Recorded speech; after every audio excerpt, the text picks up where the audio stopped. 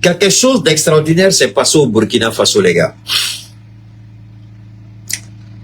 3 diplomates français déclarés persona non grata publiés il y a 4 heures. Le ministère burkinabé en charge des affaires étrangères, dans un communiqué en date du 16 avril 2024, informe l'ambassade de France à Ouagadougou que 3 de ces diplomates sont déclarés persona non grata sur le territoire national du Burkina Faso. Il s'agit de Guenel Abouzit, Hervé Fournier, conseiller politique, et Guillaume Roy Sacher, conseiller politique. Puis que ces 2 qu'il s'agit sont les 3 diplomates de l'ambassade de France au Burkina Faso que le Burkina veut et demande leur expulsion sans une forme de délai.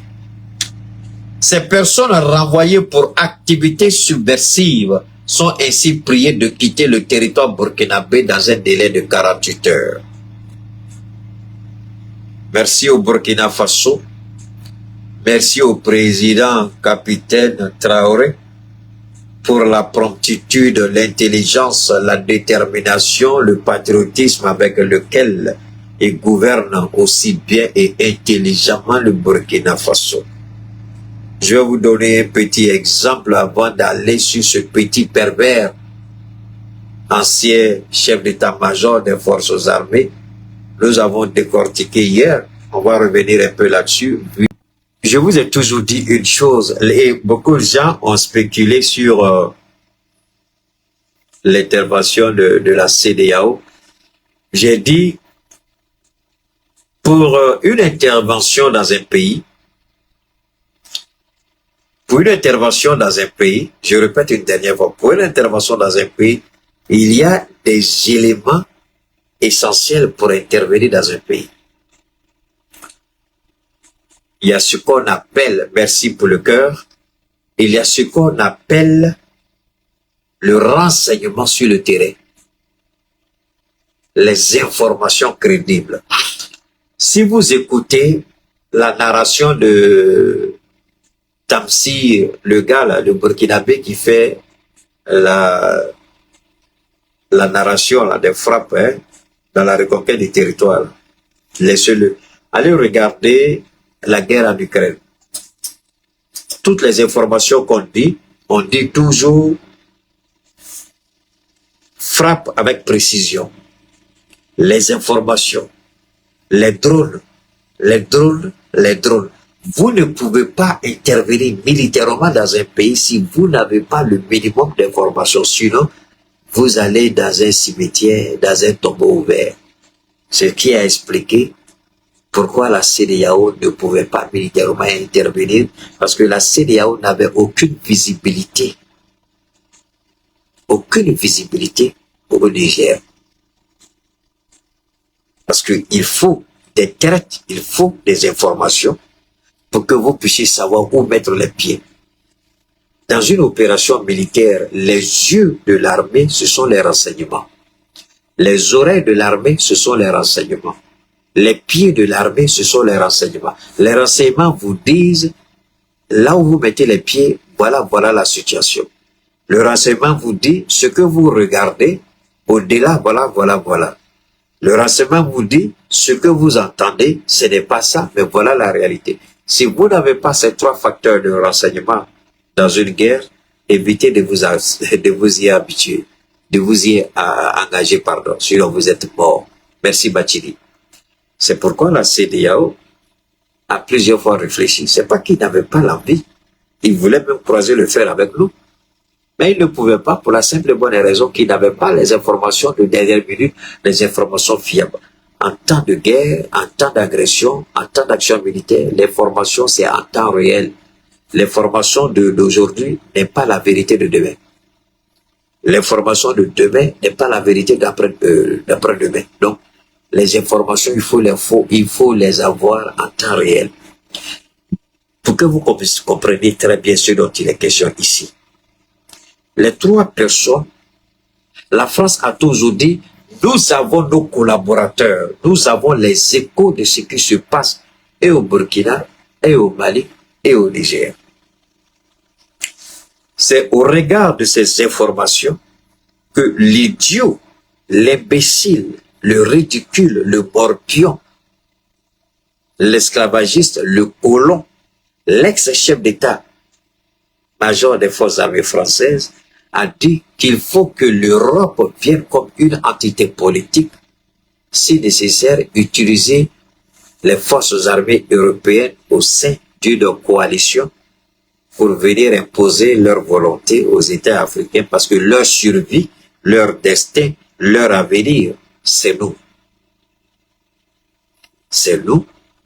Pour la simple bonne raison que le cacao, le café, le pétrole, le gaz, l'uranium, le fer, le bauxite, le lithium, l'or, le diamant, l'émeraude, tout ce que vous connaissez, c'est chez nous. Alors, est-ce que l'Europe peut revenir en Afrique et puis prendre tout? C'est pas possible. L'Europe ne peut pas. Donc, il faut nous affaiblir. En nous affaiblissant, on n'a pas le contrôle de notre espace aérien. Donc, ils peuvent légitimement espionner notre espace, préparer, planifier leurs attaques et puis venir nous surprendre un matin. À la date d'aujourd'hui, à l'exception du Burkina, je n'ai pas encore l'information sur le Burkina, le Mali et le Niger ont des systèmes de surveillance, de contrôle de nos espaces aériens avec des missiles anti-aériens. Donc pour le moment, nous on n'a pas dit voilà le système, voilà notre système aérien de défense S-300, S-300, S-200, S-400. Nous on n'a pas, nous on sait qu'on a des radars de contrôle. On a un satellite qui a été mis à notre disposition. On a des missiles de frappe. On a des drones de surveillance, d'attaque, des hélicos de surveillance d'attaque, des avions de combat. On a tout ce qu'il faut, donc on contrôle notre espace aérien. C'est en cela qu'en chassant par exemple ces 3 mercenaires français, la France perd le contrôle. Parce qu'avec ces 3, ils oublient une chose. Les Américains ont parlé au Français mais ils n'ont pas écouté. Ils disent, le fait que les Russes ont installé un système de communication au Mali, au Niger, au Burkina, faites beaucoup attention, toutes vos communications sont désormais écoutées, interceptées. Sur quelle base le Burkina dit que ces gens-là mènent des activités subversives? C'est parce que le Burkina a des preuves concrètes de ce que font ces gens-là. Et en matière de renseignement, c'est d'abord les écoutes. Leurs communications ont été interceptées. Ils ne sont pas les seuls. Il y a beaucoup de gens qui travaillent à l'ambassade de France. Pourquoi ce sont les 3? La France dit, on regrette, on rejette la décision. Mais on s'en fout que vous regrettiez, que vous rejetez la décision. Ils sont personne non grata, on ne veut plus les voir. 48 heures, bye bye. Qu'est-ce, allez, foutez le cas, c'est terminé. On ne permettra plus à une puissance occidentale. Et c'est ça qui fait mal à la France. Et c'est ça qui explique la colère de ce général que je vous ai fait écouter hier. Sa frustration, sa colère, c'est ça. Et il n'arrive pas à comprendre comment le Sahel a pu échapper à leur contrôle. L'Algérie, qui était le relais de la France, malgré tout ce que vous pouvez imaginer, la France et l'Algérie n'ont jamais été des ennemis. Ils ont fait leur jeu d'intérêt, ce qui arrive à tous les États, mais ils sont restés toujours liés par rapport à des intérêts bien précis. Alors, quand vous regardez ça, ces gens-là sont utilisés, manipulés. Mais ils ont l'impression que nous sommes toujours dans les années 70, dans les années 80, dans les années 90, dans les années 2000, voire 2010. Ils n'ont pas compris que nous avons dépassé peut-être l'expression n'est pas juste, mais ils n'ont pas encore compris que nous avons acquis du matériel haut de gamme pour surveiller et contrôler nos territoires, puisque eux-mêmes, ils mettent leurs concitoyens sous écoute. Nous aussi, on met toutes les ambassades sous écoute, on écoute chacun d'eux. Demain, ne soyez pas surpris si on dit que à l'ambassade canadienne, australienne, américaine, chinoise, russe ou tel, il y a des activités. Dans tous les cas, les Russes, les Chinois sont nos partenaires. Je ne vois pas encore ce qu'ils vont mener des activités subversives. Donc, c'est ceux qui veulent nous voir tomber, échouer, c'est le monde occidental. Et le Burkina, ils ont chassé 3 diplomates français, sans aucune forme de procédure, pour activité subversive. C'est clair, c'est net, on n'a pas à s'expliquer. C'est avant que les Africains s'expliquaient.